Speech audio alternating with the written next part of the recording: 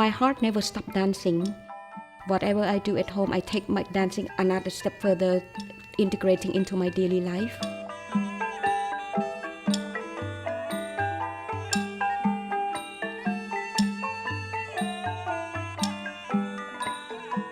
This dance tradition, what we call it is in Khmer, in Cambodian language, we call it Krobam Kbach Boran Khmer, meaning the traditional dance.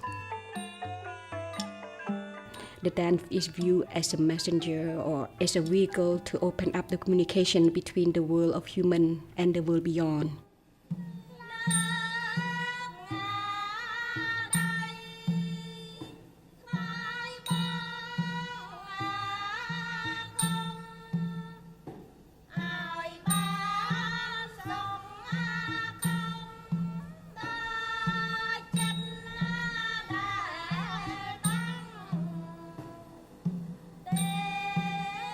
It brings me into myself. When I hear music, I feel like I want to let the music carry me away, let my hand and my body move. You know, the hand and the eye, the angle I would look. So it almost like, in a way, it's like a meditative state.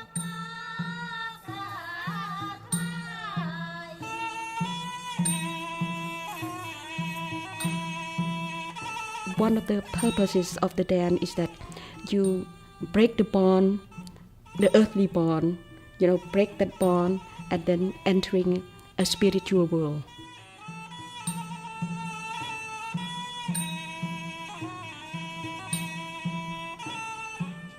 The demeanor of the dancer, it tells the story that who she is, what she is, through the hand and the body. Everything has to be in perfect harmony. The line, everything, it has to be precisely timed up and down. It has to be that either you stop right here and you look poised. That's the end of it, And then now it's time for you to gaze your eye to the left, and then you're just like, okay, that's the right time, and then you go that position, 90-degree position, and then your head has to tilt it, looking at the hand position. You have to look in that position, and your eye look into that position, and then you gaze again, your eye. So every little detail of the expression in the face, especially the eye, the whole body, it has to be, like you said, it has to be precise and accurate.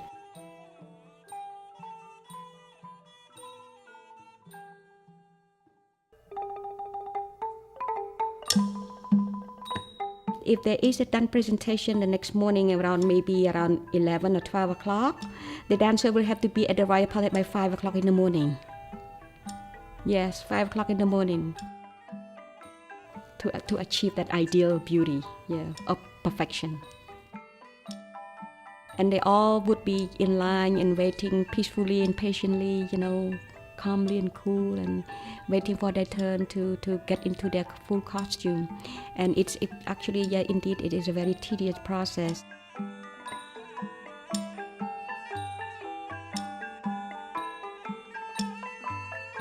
You just cannot make use of the Velcro here in this country. We can put the Velcro, put the pin in it, and what else, tape around it, just to make do.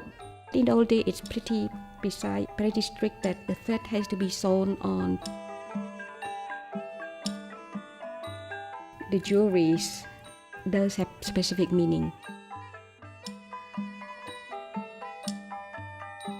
This is style of fashion to identify the goddess or the character that she is to portray in the story.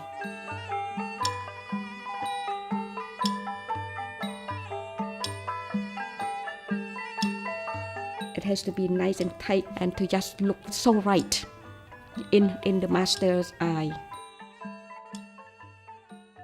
Before we even begin to dance, the dancer, they will have to bring ritual objects to the dance master.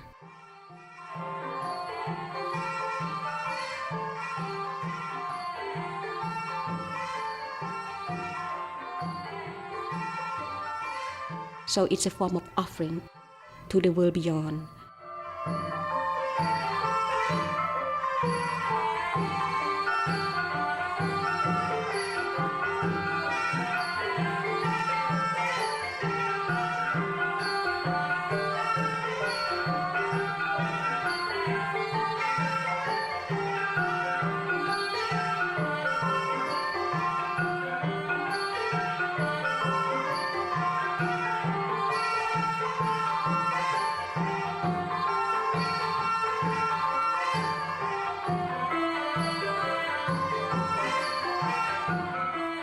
After the Khmer Rouge took power, we came to United States.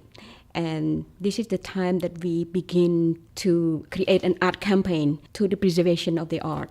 And then help create a dance troupe here. The teacher is a model for the student. The student will follow the elder dancer who have more knowledge. And then we just copy that person in every little detail repeatedly for generation and for generation and for generation.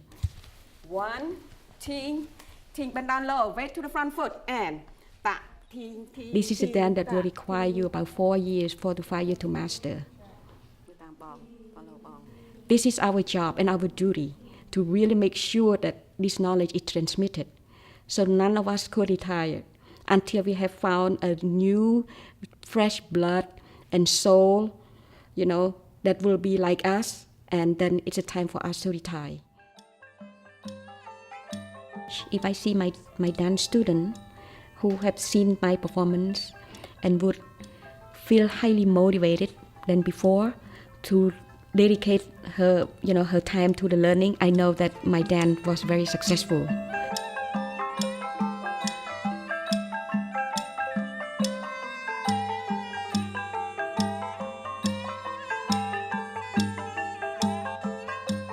So I try to find myself, where am I at now, redefine our life and understand the purpose and the mission that I'm here for. You can just do about anything that you want to with the knowledge and the wisdom that you have gained for all these 50 years. It gives me the connection. It's a connection between me as Moly on the outside and Moly in the inside. Something that is so pure, so clear, and so white.